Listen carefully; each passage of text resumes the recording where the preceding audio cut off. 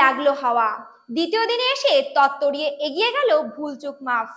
Box অফিসে কত হলো আয়? রাজকুমার রাও এবং ওয়ামিকা গম্ভীর সদ্য মুক্তিপ্রাপ্ত সিনেমা ভুলচুক মাফ বক্স অফিসে ধীরে ধীরে গতি পাচ্ছে বলে মনে হচ্ছে। রাজকুমার রাওয়ের সুপরিচিত কমেডি দিয়ে ছবিটি দর্শকদের হৃদয়ে জায়গা তৈরি করতে সক্ষম হচ্ছে বলে মনে হচ্ছে। দ্বিতীয় দিনে ছবিটির উপার্জনের গ্রাফ অনেকটাই বেড়েছে এবং আশা করা যাচ্ছে রবিবারে তা আরো বাড়বে। করণ শর্মা পরিচালিত এই ছবি ভারতীয় বক্স অফিসে প্রথম দিনে আয় করেছিল 7 কোটি টাকা।